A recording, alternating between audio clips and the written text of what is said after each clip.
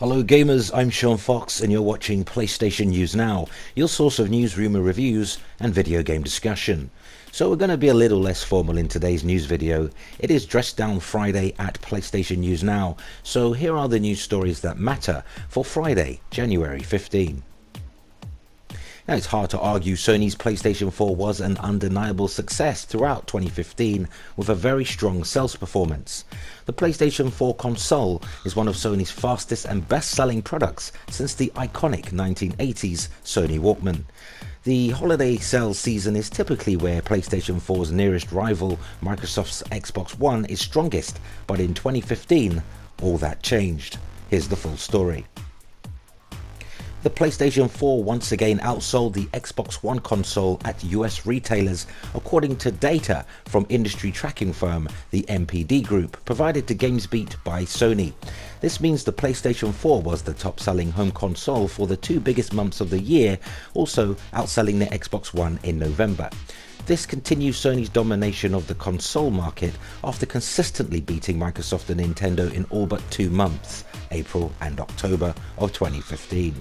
Here's a statement from Sony, and I quote, "As we reflect on an amazing year, we want to thank fans and partners for making PlayStation 4 the top-selling console in December and in 2015. PlayStation 4 also had the strongest third-party software sales in 2015 in the US, according to NPD. The momentum and enthusiasm for the platform continued throughout the year, resulting in cumulative sales of more than 35.9 million since the launch of PlayStation 4. During the holiday season alone, more than 5.7 million PlayStation 4s and 35 million PlayStation 4 games were sold to consumers worldwide. We look forward to another great year and bringing an extensive portfolio of games from our publishing partners and Sony Computer Entertainment Worldwide Studios to fans in 2016. End of quote. So Sony announced earlier this month that it is approaching 36 million PlayStation 4 sold worldwide. Of that total, 6.4 million came from the most recent holiday season according to the company, and a huge portion of that came from the United States, although the PlayStation brand typically outsells Xbox One and Wii U in most regions around the globe. Now, of course, not everybody is happy about the PlayStation 4 December NPD win, and I think it's safe to say some are a little salty about it. Some have even gone out of their way to create a few bizarre excuses, shall we say, from the less intelligent gamers out there. Actually, I find this super hilarious. So what's the deal, I hear you thinking? Well, some extremely emotionally dedicated gamers are coming up with new and inventive and, dare I say it, lame excuses as to why their system of choice isn't doing as well as the PlayStation 4. Now, not to say Microsoft's Xbox One isn't doing well, it is doing very well comparatively speaking, but not quite as well as the PS4. Now, what could this reason possibly be? What are these excuses? Well, I kid you not. Some gamers are claiming the whole entire reason why Xbox One is so far behind PlayStation 4 in sales is because the majority of the people still don't realize Xbox One can play used games and are unaware of the system's game lineup. Wow, you gotta give it to them. Loyal till the end. Futility aside, if you're one of the many millions who received the PlayStation 4 console either as a gift or treated yourself to one over the holidays, the strength of the PlayStation 4 sales and popularity of the system means your investment is a very sure thing indeed. And what a great time it is to get in on the game. 2016 is guaranteed to be a pivotal year in gaming on PlayStation 4, no matter what genre of games interest you. So whether you're a newbie to PlayStation 4 or PlayStation News Now, welcome on board. I hope you enjoy the content. Okay, folly aside, in other news, Square Enix recently cancelled pre-orders for their popular Hitman game, pulling it from online marketplaces such as PlayStation Store and Xbox Live, then claiming it was to adjust its release. 10 Interactive have released further details. Now, a change to the release structure sees Hitman become a truly episodic AAA game experience with a major live component, where players will perform contract hits on powerful high-profile targets in exotic locations around the world. starting with a prologue mission and a Paris location on March 11, followed by the next location set in Italy releasing in April, and then Morocco releasing in May. From there, Hitman will deliver regular monthly content updates including 3 additional locations: Thailand, the US and Japan, until the season concludes in Japan later in 2016, with weekly live events and additional planned content in between the monthly updates. A new intro pack now contains prologue and Paris levels and will release at the new price of $15 or regional equivalent. Each subsequent location will be priced at $10 as an add-on item to the intro pack.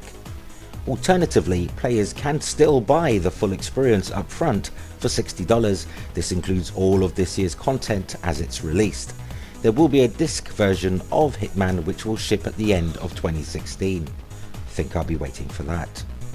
PlayStation users will also gain access to the Sarajevo 6 bonus contracts, one of which will be released with each location and sees Agent 47 travel the world in pursuit of 6 former members of a paramilitary unit called CICADA in this self-contained side story exclusive for PlayStation 4 users.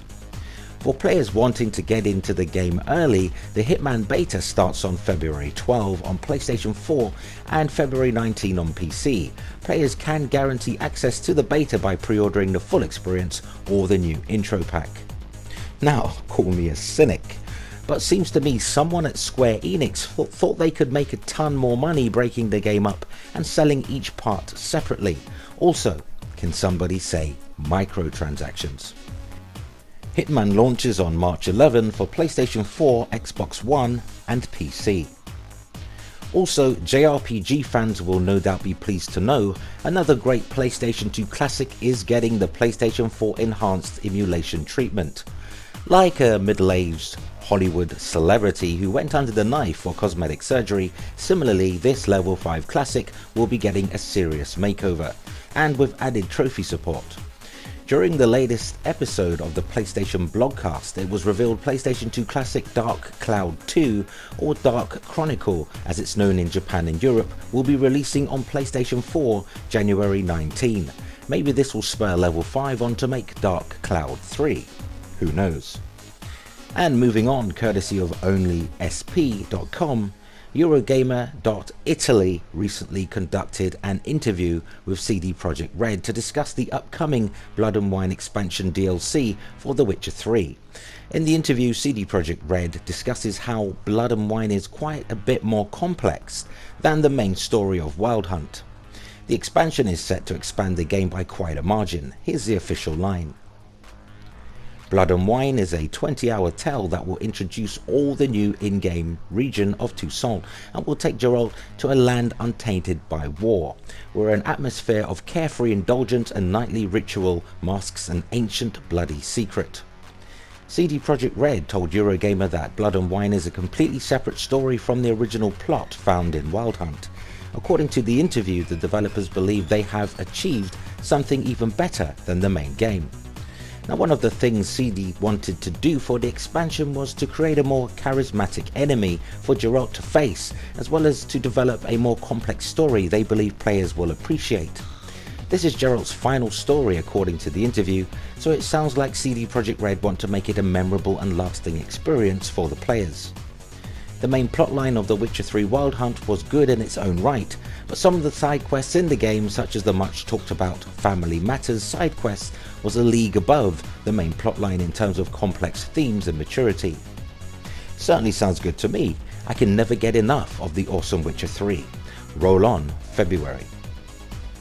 And in our final segment of this video, industry magazine MCV reported PlayStation 4 and Xbox One UK game sales shot up by over 50% in 2015.